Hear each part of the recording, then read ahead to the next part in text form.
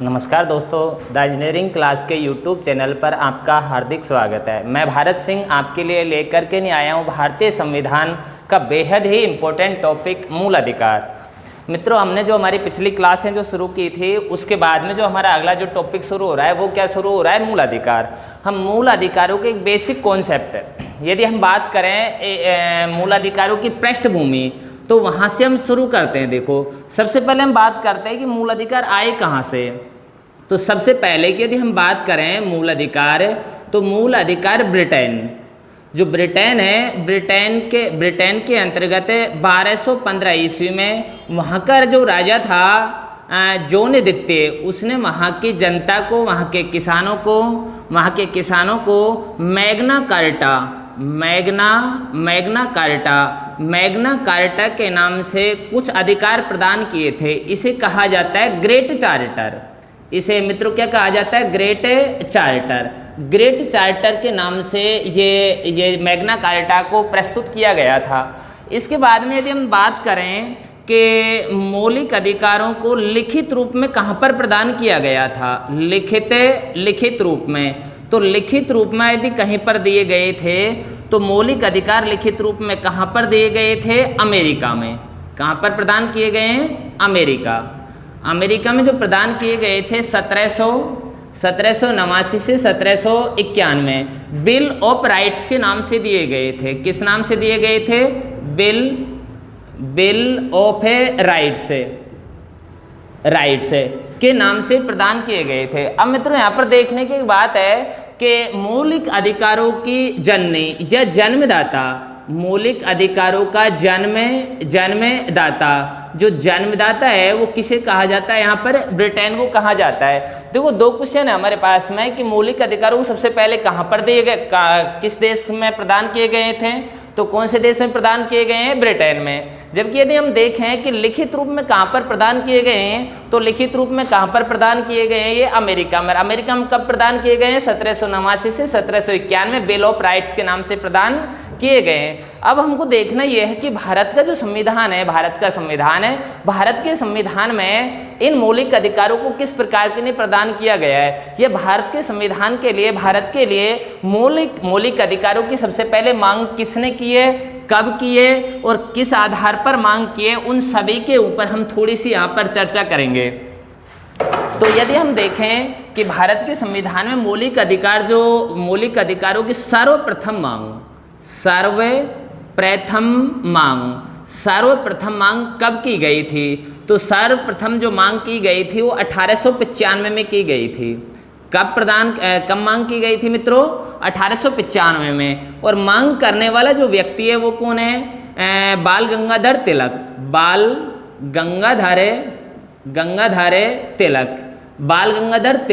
तिलक ने मांग की थी। किस में मांग की थी? ये मांग की थी स्वराज्य विधेयक में। स्वराज्य विधेयक में ये मांग की गई थी। ठीक है, तो हमारे पास में पहला क्वेश्चन है कि जो भारत का संविधान है, भारत के संविधान में भारत के संविधान के लिए मौलिक अधिकारों की सबसे पहले मांग किसने की है? बाल गंगाधर तिलक ने की है। कब की है? 1895 में की है। किस विधेयक के अंतर्गत की है? कौन से विधेयक के अंतर्गत की है? स्वराज्य विधेयक के अंतर्गत की है। मित्रों, हम आगे देखें। इसके बाद यदि हम देखें कि भारत का जो संविधान है उसके लिए मौलिक अधिकारों की लिखित रूप में मांग, लिखित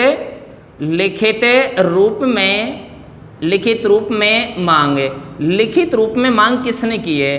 तो लिखित रूप में जो मांग की है वो की है मोतीलाल नेहरू ने।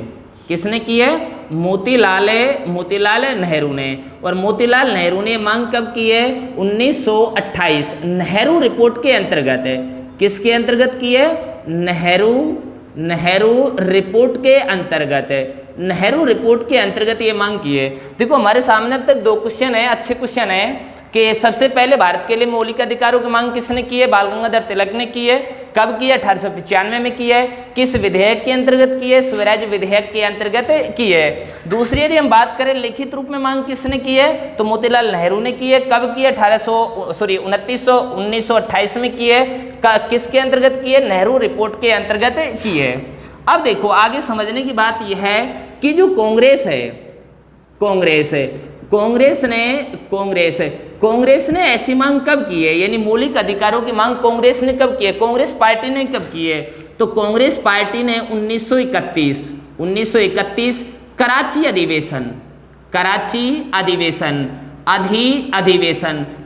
अधिवेशन के अंतर्गत मौलिक अधिकारों की मांग की है। ठीक है, जो इसका जो अध्यक्ष था, अध्यक्ष थे सरदार पटेल ये इसके अध्यक्ष थे और इसकी अध्यक्षता में ये मांग की गई है। अब आगे यदि हम बात करें कि महात्मा गांधी जी ने ऐसी मांग कब की है, गांधी जी ने मौलिक अधिकारों की मांग कब की है? तो गांधी जी ने जो मौलिक अधिकारों की मांग की है वो भी कब की है? 1931 के अंतर्गत की है। कहाँ पर की है? द्वितीय गोलमेज सम्मेलन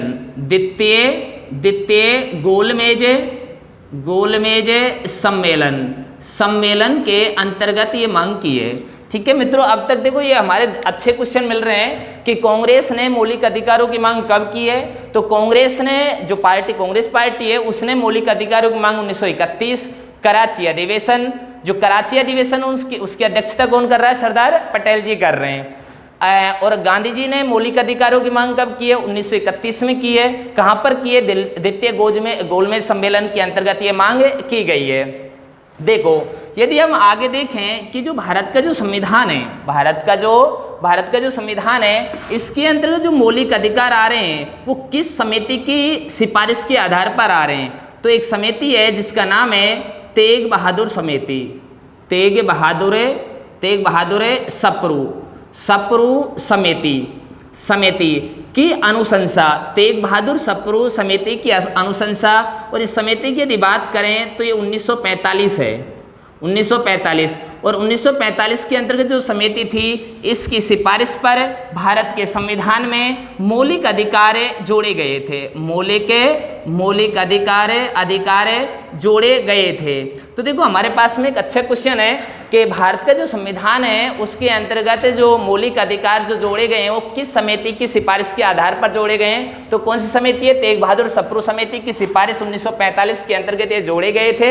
यदि हम बात करें जो भारत के अंतर्गत जो मौलिक अधिकार हैं, जब हम हमारी संविधान सभा को पढ़ते हैं तो संविधान सभा के अंतर्गत एक समिति आती है मूल अधिकार समिति। जो मूल अधिकार समिति के जो अध्यक्ष हैं, हमने हमारी जो पिछली क्लास है संविधान सभा वाली उसके अंतर्गत इसके ऊपर जरूर चर्चा की है कि जो मौलिक अधिकार समिति उसके अध्यक्ष सरदार पटेल हैं। और एक दूसरी समिति और है मौलिक अधिकार उप समिति जिसके अंतर्गत हमने उसके अंतर्गत ये चर्चा की है कि उसके जो अध्यक्ष थे मौलिक अधिकार उप समिति के वो जेवी कृपलानी जी हैं। कौन है? जेवी कृपलानी जी हैं। तो इस प्रकार हमारी छोटी सी बातें हैं मौलिक अधिकार के अंतर्गत कि मौलिक अधिकारों की भारत के संविधान में सबसे पहले मांग जो कर रहा है वो कौन कर रहा है? बाल गंगाधर तिलक जी कर रहे हैं। कब कर रहे हैं? 1895 में कर रहे हैं। किस विधेयक के अंतर्गत कर रहे हैं? स्वराज विधेयक के अंतर्गत कर रहे हैं। जबकि मौलिक अधिकारों की लिखित रूप से मांग कौन कर रहा है?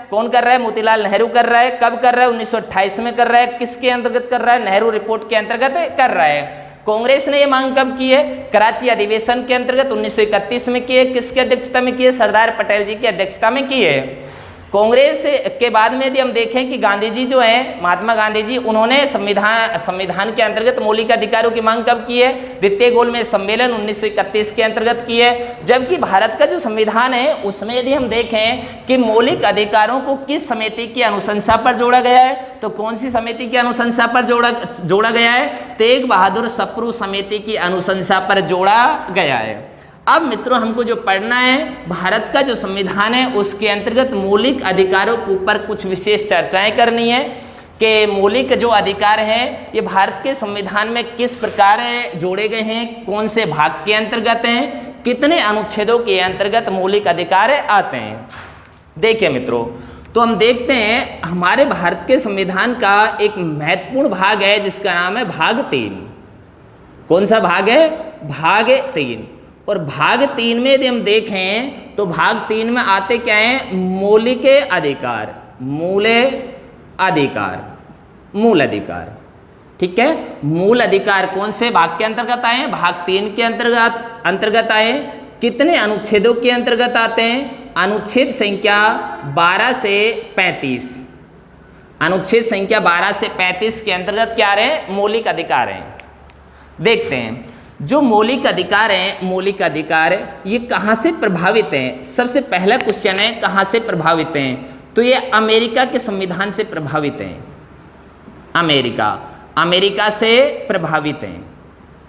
जो भारत में जो मौलिक अधिकार हैं ये कहाँ के संविधान से प्रभावित हैं, अमेरिका के संविधान से प्रभावित हैं। आगे यदि हम देखें कि जो मौलिक अधिकार हैं इन्हें भारतीय संविधान का कहा जाता है मैग्ना कार्टा।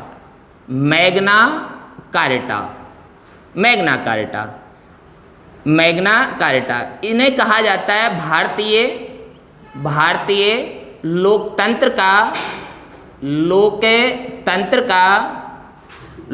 का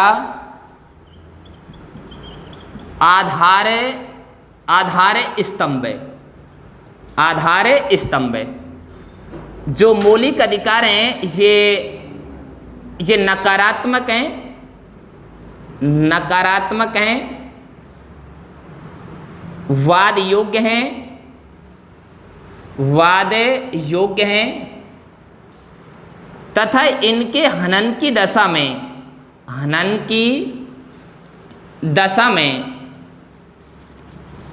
न्यायालय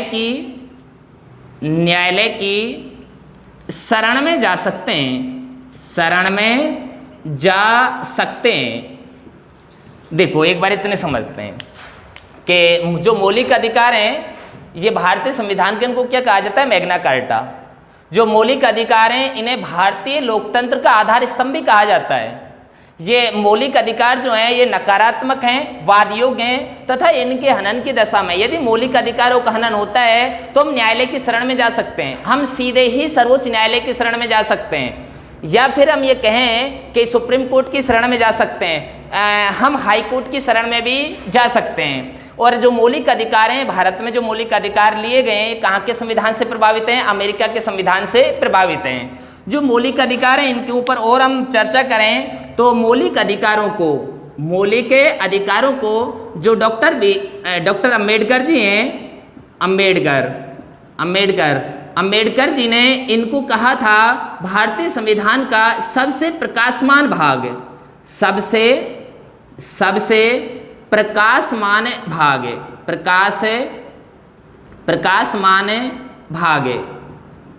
इन्हें अम्बेडकर जी ने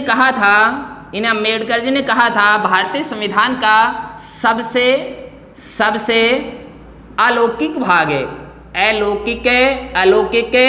है। ठीक है मित्रों, अम्बेडकर जी ने इन्हें भारतीय संविधान का सबसे प्रकाशमान भाग कहा है। कैसा भाग कहा है, सबसे प्रकाशमान भाग कहा है। सबसे अलौकिक भाग भी किसे कहा जाता है, मूल अधिकारों को कहा जाता है। और मूल अधिकारों को कहा किसने था, अम्बेडकर जी ने। अम्बेडकर जी ने जब इनको सबसे प्रकाशमान भाग कहा तो इसका कारण ये है कि इसके ऊपर 38 दिन तक विचार किया गया था। जो मौलिक अधिकार हैं इनके ऊपर संविधान सभा के अंतर्गत कितने दिन तक विचार किया गया है, 38 दिन तक विचार किया गया है। अब हम आगे देखते हैं कि मौलिक अधिकार जो हैं ये मूल संविधान में थे। कहाँ पर थे ये, मूल संविधान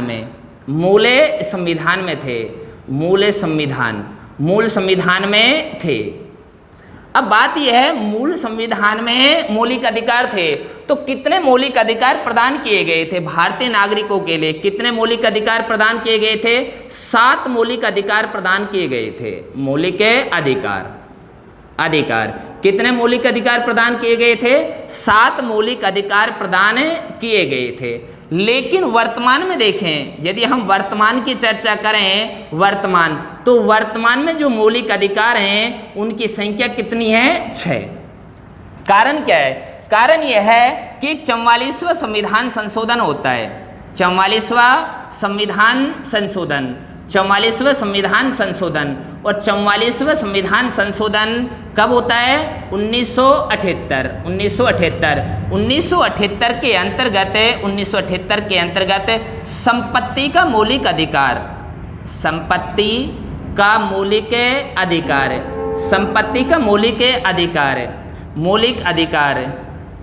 अधिकार को अधिकार के दर्जे से हटा दिया। और इसे कानूनी अधिकार बना दिया। कानूनी अधिकार, कैसा अधिकार बना दिया? इसे कानूनी अधिकार बना दिया।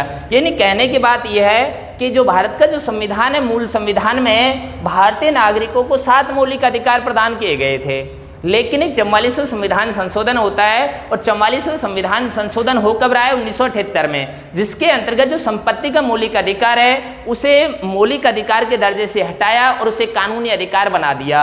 अब बात यह है, कानूनी जो अधिकार है, ये मौलिक अधिकार है, ये संपत्ति का मौलिक जो अधिकार है, जो कानूनी अधिकार बनाया गया है, ये प्रेजेंट में कहाँ पर आता है? तो संपत्ति का जो एक कानूनी अधिकार है, कानूनी अधिकार ये प्रेजेंट में जो आता है, ये आता है अनुच्छेद संख्या 300 कै के अंतर्गत एक कैसा अधिकार बना दिया है? कानूनी अधिकार बना दिया है। जो पहले जो संपत्ति का अधिकार था, जो जिसके ऊपर यदि हम बात करें, संपत्ति का अधिकार, संपत्ति का अधिकार ये अनुच्छेद संख्या 19 फर्स्ट का च व अनुच्छेद संख्या 31 कै के अंतर्गत आता था।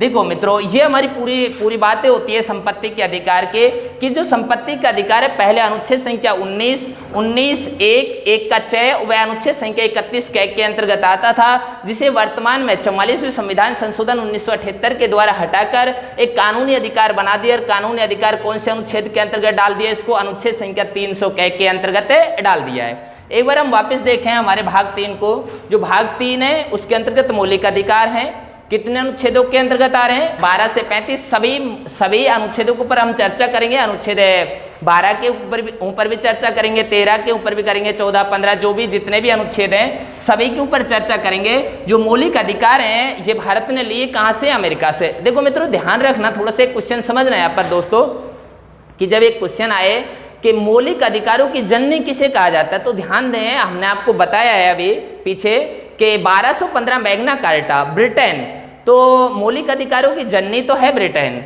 जबकि भारत ने जो मौलिक अधिकार लिए हैं वो कहाँ से लिए हैं? अमेरिका। यानी भारत के संविधान के अंतर्गत जो मौलिक अधिकारों का प्रभाव पड़ता है वो कहाँ से पड़ रहा है? अमेरिका से। जो मौलिक अधिकार हैं इन्हें भारतीय संविधान का मैग्ना कार्टा कहा जाता है। भाग 3 को मैग्ना कार्टा कहा जाता है। भारतीय लोकतंत्र का आधार स्तंभ कहा जाता है। ये एक नकारात्मक हैं, ये वाद योग्य हैं तथा इनके हनन की दशा में हम न्यायालय की शरण में जा सकते हैं। जो मौलिक अधिकारों वाला जो भाग 3 है, इसे अम्बेडकर जी ने भारतीय संविधान का सबसे प्रकाशमान भाग कहा, सबसे अलौकिक भाग कहा। इसके ऊपर 38 दिन तक विचार विमर्श किया गया था। आगे यदि हम देखें, मूल संविधान में कितने मौलिक अधिकार प्रदान किए गए थे? 7 मौलिक अधिकार प्रदान किए गए थे, लेकिन वर्तमान में कितने हैं? 6 मौलिक अधिकार हैं। जो होता यह है कि 44वां संविधान संशोधन हुआ और 44वें संविधान संशोधन के अंतर्गत जो संपत्ति का मौलिक अधिकार है, जो संपत्ति का मौलिक अधिकार अनुच्छेद संख्या 300 जो संपत्ति का मौलिक अधिकार है वो अनुच्छेद संख्या 19 फर्स्ट च व अनुच्छेद संख्या 31 के अंतर्गत आता था। उसे 44वें संविधान संशोधन 1978 के अंतर्गत हटाकर एक कानूनी अधिकार बना दिया। जो प्रेजेंट में जो वर्तमान की यदि हम बात करें तो वो एक कानूनी अधिकार है और अनुच्छेद संख्या 300 कै के अंतर्गत आता है। अब मित्रों, हम जो बात करेंगे आगे, हमें अनुच्छेद संख्या 12 के ऊपर कुछ चर्चाएं करनी है हमको, ठीक है। तो हम देखते हैं कि हमारे साथ में हमारे लिए कौन सा अनुच्छेद आ रहा है? अनुच्छेद संख्या 12। अनुच्छेद संख्या 12। तो अनुच्छेद 12 कहता क्या है हमसे? अनुच्छेद 12 को हम बड़े प्यार से समझना, बहुत प्यार से समझना अनुच्छेद 12 में क्या है। तो अनुच्छेद 12 में हम देखते हैं कि अनुच्छेद 12 में आती है राज्य की परिभाषा। राज्य की परिभाषा, राज्य की परिभाषा कि अनुच्छेद 12 में क्या आ रहा है? राज्य की परिभाषा है। देखो, पहला क्वेश्चन तो हमारा यही है कि राज्य की जो परिभाषा है वो किस अनुच्छेद के अंतर्गत आती है? कौन से अनुच्छेद के अंतर्गत आती है? 12 कि अनुच्छेद 12 में क्या आता है? राज्य की परिभाषा। देखो, राज्य की परिभाषा का उल्लेख भारत के जो संविधान है उसके अंतर्गत दोनों अनुच्छेदों के अंतर्गत किया गया है। हम जब नीति निर्देशक तत्वों को पढ़ेंगे तो नीति निर्देशक तत्वों के अंतर्गत भी अनुच्छेद अनुच्छेद 36 के अंतर्गत राज्य की परिभाषा का उल्लेख किया गया है। अब हम देखते हैं राज्य की परिभाषा में क्या आता है कि राज्य, देखो राज्य का मतलब यहाँ पर हमको हमारे देश के साथ में लगाना है कि राज्य की परिभाषा में क्या आता है। तो सबसे पहले हम देखें कि राज्य की परिभाषा में आप ये कहो भारत सरकार आती है, भारत सरकार, या आप ये कहें कि संसद आ रही है। क्या ये संसद, संसद की बात करें तो लोकसभा, लोकसभा प्लस राज्यसभा, राज्यसभा, ठीक है। कि देखो राज्य की परिभाषा यानी राज्य का मतलब है हमको हमारे देश के अंतर्गत क्या क्या आ रहा है, उसकी परिभाषा में क्या है। तो भारत सरकार आई, भारत सरकार आई, भारत सरकार आई अर्थात संसद आई, संसद आई अर्थात कहने की बात यह है लोकसभा और राज्यसभा दोनों की बातें आई। देखो उसके बाद हम देखें राज्य सरकार, राज्य सरकार, राज्य सरकार, राज्य सरकार भी किसकी परिभाषा के अंतर्गत आती है, किसकी परिभाषा के अंतर्गत आ रही है, राज्य की परिभाषा में। और राज्य सरकार की बात करें हमें तो राज्य का विधानमंडल आता है, विधानमंडल, विधानमंडल। और विधानमंडल की यदि हम बात करें तो विधान परिषद, विधान परिषद, परिषद व विधान सभा, विधान सभा, विधानसभा, इनका उल्लेख भी किसके अंतर्गत किया गया है, राज्य की परिभाषा, अर्थात ये भी हमारे देश की परिभाषा में आ रहे हैं। देखो तीसरी बात देखें, पूरे देश, पूरे देश, पूरे देश की, पूरे देश की स्थानीय प्राधिकारी, स्थानीय प्राधिकारी, स्थानीय प्राधिकारी, देखो नाम में आ रहा है स्थानीय प्राधिकारी, अर्थात कहने की बात यह स्थानीय स्वशासन की इकाइयाँ, स्थानीय स्वशासन की इकाइयाँ, जिनमें यदि हम बात करें नगर, नगर पालिका, नगर पालिका, नगर निगम, जिला पंचायत, पंचायत समिति, पंचायत समिति व ग्राम पंचायत, ग्राम पंचायत, ग्राम पंचायत, ये भी किसकी परिभाषा के अंतर्गत आती है, राज्य की परिभाषा के अंतर्गत आती हैं। देखो राज्य की परिभाषा अर्थात हमारे देश की परिभाषा, हमारे देश में क्या क्या चीजें आ रही हैं, तो जिसके अंतर्गत बताया गया है भारत सरकार, भारत सरकार की बात करें संसद, देखो उसके नीचे हम बात करें राज्य सरकार, राज्य सरकार, राज्य सरकार की बात करें विधानमंडल, विधानमंडल में विधान परिषद, विधानसभाएं, पूरे देश की स्थानीय प्राधिकारी, स्थानीय स्वशासन के अंतर्गत जो भी संस्थाएं आती हैं, जिनमें हम बात करें नगर पालिका है, नगर परिषद है, नगर निगम है, जिला पंचायत है, पंचायत समिति है, ग्राम पंचायत, अर्थात कहने की बात यह है जितने भी जो प्राधिकारी हैं ये किसके अंतर्गत आते हैं, राज्य की परिभाषा के अंतर्गत आते हैं। यहाँ तक कि जितनी भी सहकारी संस्थाएं, जितनी भी सहकारी संस्थाएं, जितने भी सहकारी प्राधिकरण की इकाइयाँ हैं, अर्थात हम LIC की बात करें, जीवन बीमा निगम है, या हम प्राकृतिक गैस की बात करें,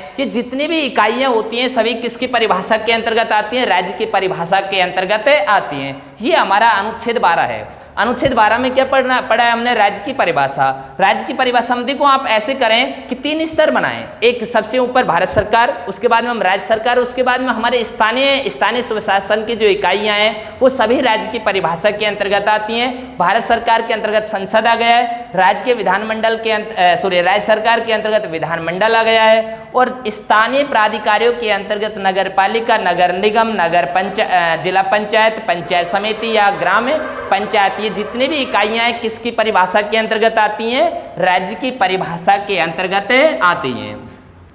मित्रों अब इसके बाद में जो हम बात करें, हमको पढ़ना होता है एक बहुत अच्छा एक अनुच्छेद है, अनुच्छेद 13, जिसको हम अक्सर पढ़ते नहीं हैं, क्योंकि अनुच्छेद 13 के हम ये सोचते हैं कि इसमें है क्या चीज़, क्या है अनुच्छेद 13 में, जबकि अनुच्छेद 13 भारतीय संविधान के अंतर्गत बहुत ही इंपॉर्टेंट अनुच्छेद है।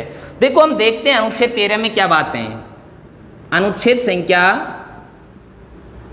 13 फर्स्ट देखिए, अनुच्छेद 13(1) कहता क्या है, अनुच्छेद 13(1) देखिए अनुच्छेद 13 में क्या लिखा हुआ है। अनुच्छेद 13 में लिखा हुआ है संविधान के प्रारंभ में कार्यपालिका कि वे समस्त आदेश जो मूल अधिकारों से असंग हो, असंगति की मात्रा तक शून्य हो जाएंगे।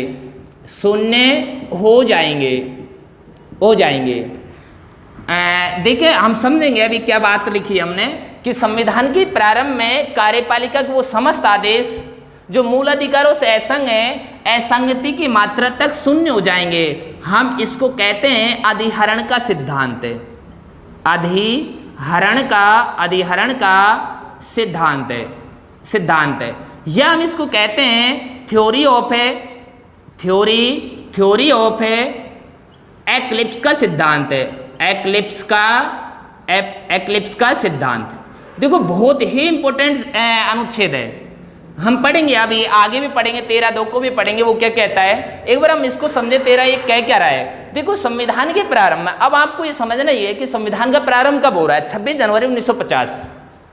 यानी संविधान का जिस दिन प्रारंभ हुआ, संविधान के प्रारंभ में कार्यपालिका, देखो कार्यपालिका है, हम कार्यपालिका के ऊपर भी जरूर चर्चा करेंगे। आप ये समझें कि कार्यपालिका में राष्ट्रपति है, प्रधानमंत्री है, मंत्रिपरिषद है, सचिव है। तो कार्यपालिका के वो समस्त आदेश, मान लीजिए कार्यपालिका ने कोई आदेश दिए और वो आदेश जो है मूल अधिकारों से असंग है।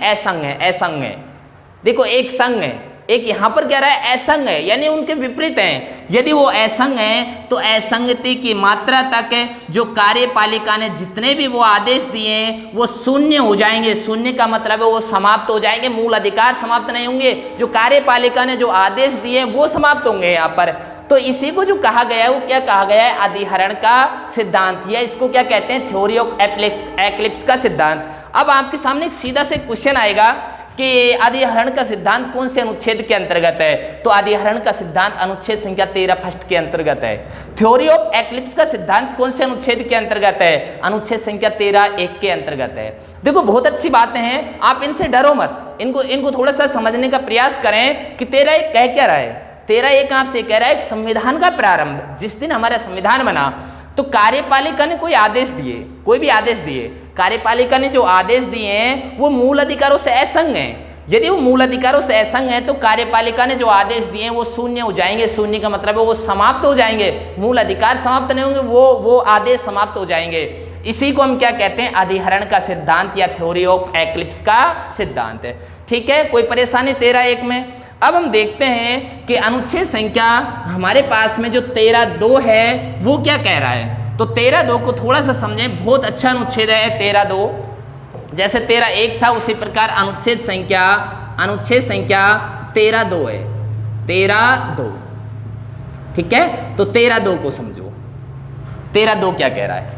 देखो 13(2) को हम समझें तो 13(2) हमसे कह रहा है कि कार्यपालिका या आप ये कहें राज्य ऐसा कोई कानून नहीं बनाएगा जो मूल अधिकारों का हनन करे। देखो बात को समझें, बहुत अच्छी बात लिखी है कि राज्य, देखो यहाँ पर राज्य का मतलब देश के साथ में, कि राज्य ऐसा कोई कानून नहीं बनाएगा जो मूल अधिकारों का क्या करे, हनन करे। यानी राज्य ऐसा कोई कानून नहीं बना सकता जो कि मूल अधिकारों का क्या करे, हनन करे। और यही जो अनुच्छेद है, ये जो अनुच्छेद है 13(2), इसी के अंतर्गत न्यायिक पुनरावलोकन की भावना मौजूद है। देखो मेरे लाइन को पकड़ें आप कि लिखा क्या है, पूरी बात को समझे, वैसे कुछ नहीं, कि न्यायिक पुनरावलोकन की भावना मौजूद है। देखो मैंने ये तो नहीं कहा ना कि न्यायिक पुनरावलोकन इस अनुच्छेद में है, हम ये कह रहे हैं कि न्यायिक पुनरावलोकन की भावना मौजूद है। हम पूरे संविधान को पढ़ें तो हमको न्यायिक पुनरावलोकन किसी अनुच्छेद में पढ़ने को नहीं मिलता, हमको केवल न्यायिक पुनरावलोकन की क्या मिलती है, भावनाएं मिलती हैं। तो न्यायिक पुनरावलोकन की भावना कौन से अनुच्छेद के अंतर्गत है? 13(2). 13(2) में न्यायिक पुनरावलोकन की भावना मौजूद है। देखिए 13(2) में क्या है कि 13(2) ये कह रहा है हमसे कि राज्य ऐसा कोई कानून नहीं बना सकता जो कि मौलिक अधिकारों का क्या करे? हनन करे। और इसी अनुच्छेद के अंतर्गत न्यायिक पुनरावलोकन की क्या मौजूद है? भावना मौजूद है। 13(2) देखो 13(1) में क्या था? अधिहरण का सिद्धांत। 13(1) में क्या था? अधिहरण का सिद्धांत, थ्योरी ऑफ एक्लिप्स का सिद्धांत है। और 13(2) में क्या है? 13(2) में न्यायिक पुनरावलोकन की क्या आती है? भावनाएं आती हैं। आज की क्लास को मित्रों हम यहीं पर समाप्त करते हैं। अगली जो क्लास होगी हमारी मौलिक अधिकारों को हम शुरुआत करेंगे अनुच्छेद संख्या 14 से लेकर के यानी समता का अधिकार को हम अगली क्लास में पढ़ेंगे। आज की क्लास को हम यहीं पर मित्रों समाप्त करते हैं। धन्यवाद।